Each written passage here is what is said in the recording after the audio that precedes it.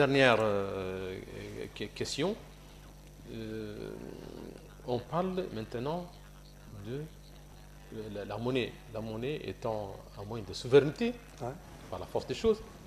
Un État, déjà, bon, Mokhtar a été, Ouaddada a été un peu un visionnaire. Quand en 78, 72 déjà, il est sorti de la zone franc. Le problème du franc et de la zone franc se pose avec acuité maintenant. La dernière sortie qui a fait le buzz, la sortie du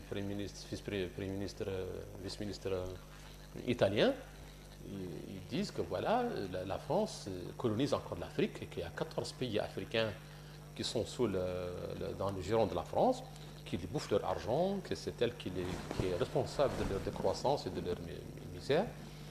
Et on sait, quelque part, j'ai vu un document qui dit sur les 11 pays africains qui ont un dépôt dans des institutions financières, dans les banques, un gros dépôt, ce sont justement les pays africains qui sont hors zone franc.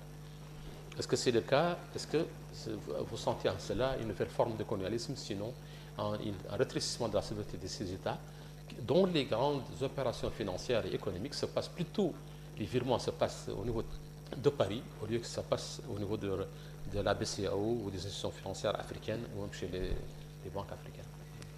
Oui. Monsieur Ibrahim, vous savez, la monnaie... C'est la dernière question. Oui, le phénomène monétaire, la monnaie, ses mécanismes, ses incidents sur l'économie, son instrumentalisation sont tellement méconnus que n'importe qui peut s'élever et tenir le discours qu'il veut. Qu'il veut.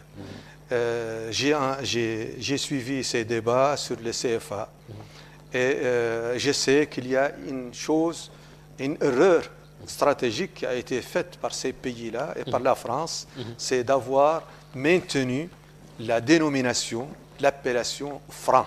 Colonie française d'Afrique. C'est même pas... On dit aujourd'hui que c'est colonie, mais en fait, ça a été colonie, après c'est devenu communauté. Communauté. Ouais. Mais on dit volontairement, peut-être, colonie. Il a été colonie dans le temps, mais il a une autre. Mais les hic, là où il y a le problème, c'est qu'on continue à appeler le franc. C'est une erreur monumentale, ce que vous voyez, et incompréhensible qu'une monnaie qui soit spécifiquement africaine continue à être appelée le franc, et donc liée.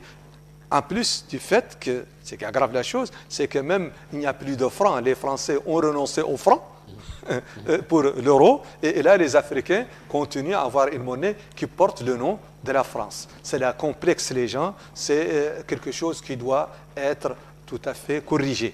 Mais honnêtement et objectivement, c'est la seule réforme qui est dans l'intérêt ou qui se justifie. La monnaie, elle découle d'un processus de développement économique.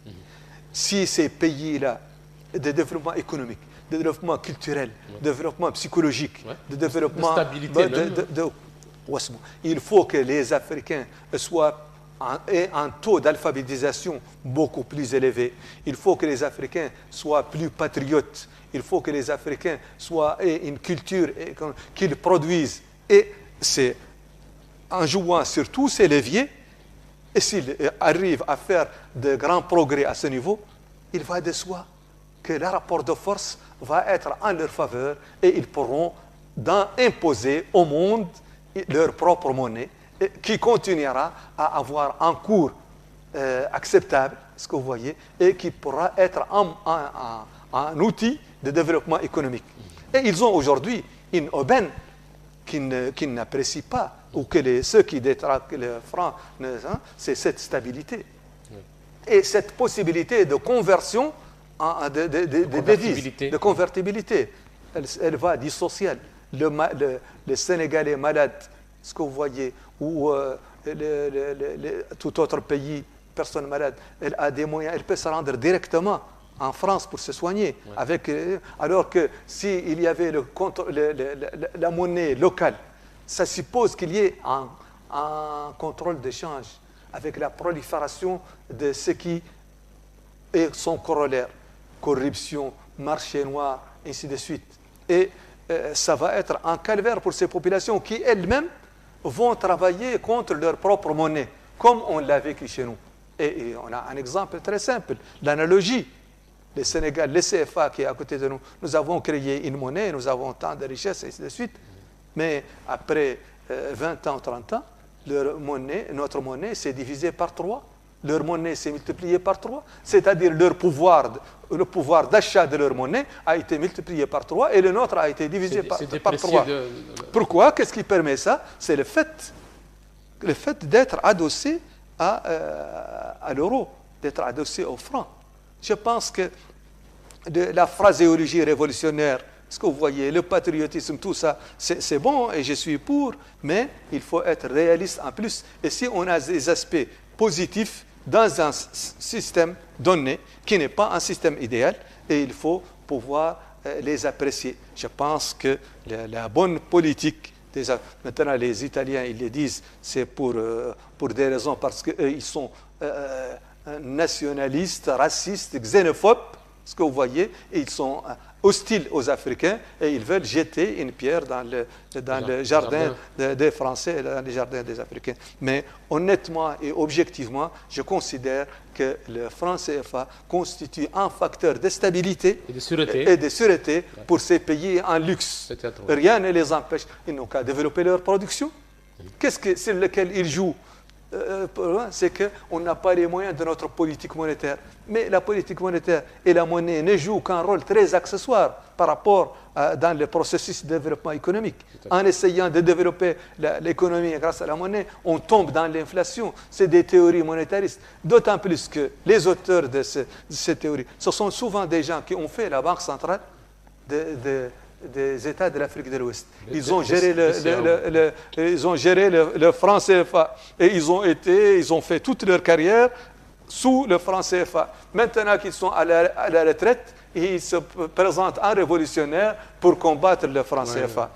Ce n'est pas, de mon point de vue, très honnête ni très patriotique. D'autant plus que le système est très sensible. La monnaie, c'est quelque chose de très sensible.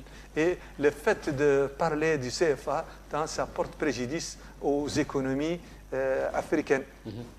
Les intellectuels ou les compétences africaines devraient discuter discrètement à leur niveau de ces problèmes monétaires avant de les mettre sur la place publique.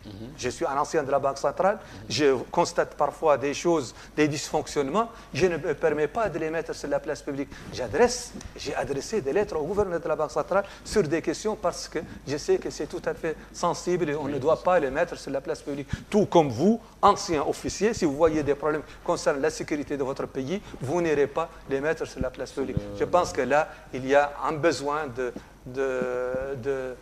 sérieux et de réalisme et de manque d'opportunisme. Merci beaucoup. Je vous remercie de m'avoir donné l'opportunité de parler de cette question.